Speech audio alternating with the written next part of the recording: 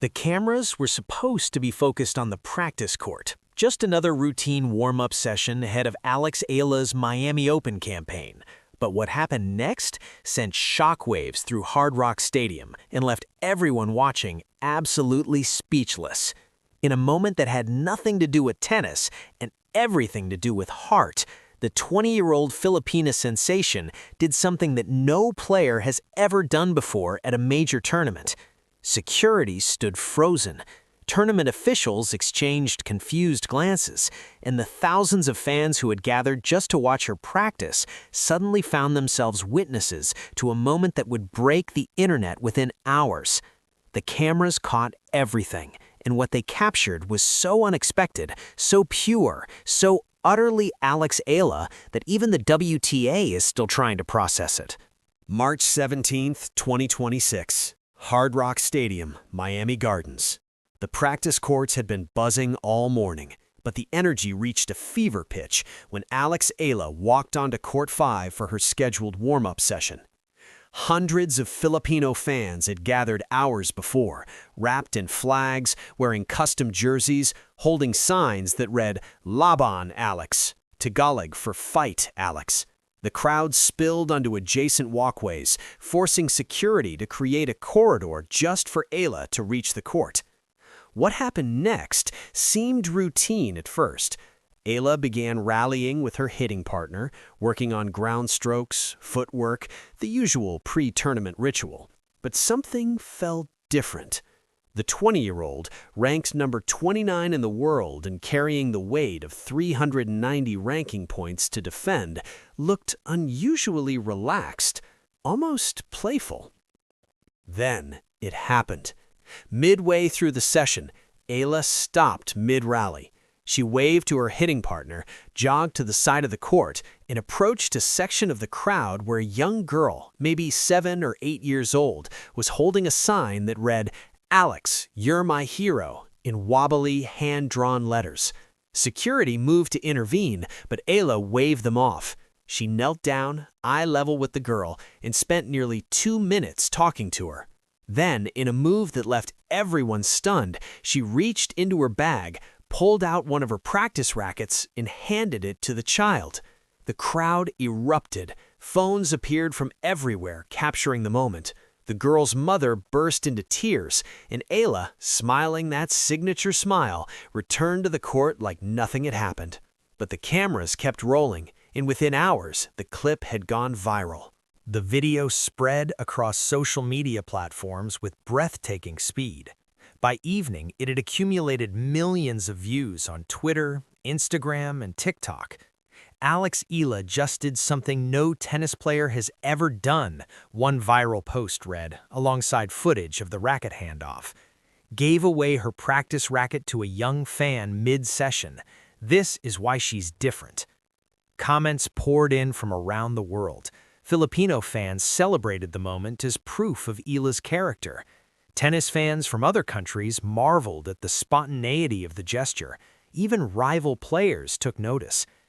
But the moment carried deeper significance than just a kind gesture. It was a reminder of why Eala has become the most beloved player in women's tennis, not because of a ranking, but because of who she is. "I always make it a point to be grateful," Eala has said repeatedly. "Coming from where I come from, I've seen some serious poverty. I've seen serious struggle. Although I haven't lived through that struggle myself, I'm able to appreciate what I have." That appreciation translates into moments like this, moments that can't be scripted or manufactured, moments that reveal character in ways that press conferences never can. The young girl, whose name was later revealed to be Maria, had traveled from Orlando with her family specifically to see Eala practice. They couldn't afford tickets to actual matches, so they'd come early, hoping for a glimpse of their hero through the fence. What they got was so much more. "I told my daughter, maybe we'll see her from far away," Maria's mother told a local news outlet afterward, still emotional. "I never imagined she would come to us. I never imagined she would give her racket. My daughter will remember this for the rest of her life." So will everyone who watched the footage, because in that moment, Eala wasn't just a tennis player, she was something rarer, a genuine hero. The racket giveaway wasn't Eala's only unexpected move in Miami. Just days earlier, she had reunited with another Filipino icon, Erik Spoelstra, head coach of the Miami Heat. The two met ahead of the Miami Open, and the moment was captured in a video shared by the Miami Heat organization. "Just two powerhouses repping the Philippines at the highest level," the caption read. The video showed Eala and Spoelstra embracing, both smiling widely. Spoelstra, who has long been open about his Filipino heritage and made history as the first Asian-American head coach to win an NBA championship, presented Eala with a personalized Heat jersey. The two had first met in 2023 when Eala attended a Heat game that coincided with Spoelstra's 700th career coaching victory. Now, 2 years later, they reunited as two of the most prominent Filipino figures in global sports. For Eala, the meeting was meaningful beyond the photo opportunity. Spoelstra represents what's possible for Filipinos in American sports, a path from heritage to excellence, from representation to achievement. "He's an inspiration," Eala said of Spoelstra after their meeting. "To see someone with Filipino roots succeed at the highest level in American sports, it means so much. It shows what's possible." The timing was perfect. Just days before her Miami Open campaign began, Eala received a reminder that she's part of something bigger than tennis, a community, a diaspora, a family spread across oceans, united by pride in their shared heritage. And when she walked onto that practice court days later, surrounded by thousands of Filipino flags and chants of "Laban, Alex," that sense of community was palpable. The racket giveaway was spontaneous, but it was also inevitable. Because Eala understands, perhaps better than any athlete of her generation, that her success isn't just about her, it's about every Filipino who sees themselves in her journey. But beneath the heartwarming moments, the viral videos, and the adoring crowds, a different reality awaits. Eala returns to Miami as a completely different player from the wide-eyed wildcard who arrived here in 2025. She's now ranked number 29 in the world, a career high. She's seeded 31st in the tournament, earning her a first-round bye. But with that status comes pressure, staggering pressure. Eala has 390 ranking points to defend from her magical 2025 semifinal run, points that will expire the moment the tournament begins. An early exit could see her ranking plummet back to the 50-60 range she occupied at the start of the year. Eala faces a tall order in retaining ranking points at Miami Open, the headlines warn. Her path is brutal. After her first-round bye, she'll face either Laura Siegemund or Petra Marcinko in the round of 64. Win that, and a potential third-round showdown with world number 3 Iga Świątek looms, a rematch of their 2025 quarterfinal, where Eala stunned the Polish star 6-2, 7-5. Świątek answered that loss a month later at the Madrid Open, but the memory of that Miami defeat still lingers, and the Polish star, playing with increased security after being verbally abused by an aggressive and taunting fan last year, will be hungry for redemption. Even if Eala gets past Świątek, the path only gets harder. By the fourth round, either Karolina Muchova or Klara Tauson awaits, then Victoria Mboko or Mira Andreeva in the quarterfinals, then Coco Gauff or Amanda Anisimova in the semis.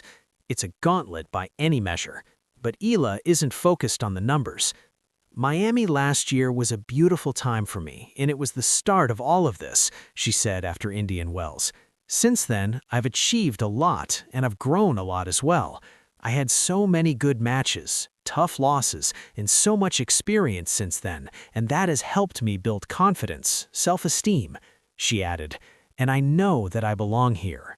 The viral video showed Eala giving away her racket. What the cameras didn't capture was what happened next. After the session ended, after the autographs were signed and the photos taken, Eala stayed. For nearly 45 minutes, she remained at the court, talking with fans, posing for pictures, signing every autograph requested. Security tried to move her along. Tournament officials had schedules to keep, but Eala waved them off, just as she had with the young girl. She understood something that the organizers sometimes forget. These fans aren't just spectators, they're family. When players come from countries like the Philippines, the stadium feels like a Davis Cup venue, veteran referee Hani El-Kafif observed during Eala's Dubai run. People are cheering for their country, not just for one player. That's what makes Eala's connection with her fans so powerful. They're not cheering for a tennis player, they're cheering for the Philippines, for every overseas Filipino worker who has ever felt far from home, for every immigrant parent who sacrificed everything for their children, for every young Filipino child who now believes they can achieve anything. Eala understands this deeply. "I like to think that I have a following for a reason," she has said.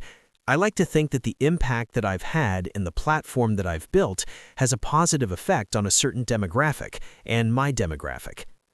That demographic now spans the globe.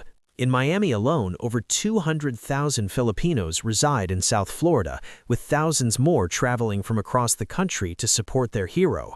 They lined up hours before Eala's practice session. They waved flags throughout. They stayed long after she left. And in giving that racket to a young girl, Eala reminded them all why they came. March 19th or 20th, 2026, Center Court, Hard Rock Stadium. Eala will walk onto the court for her first match at the Miami Open since her fairy tale run 1 year ago.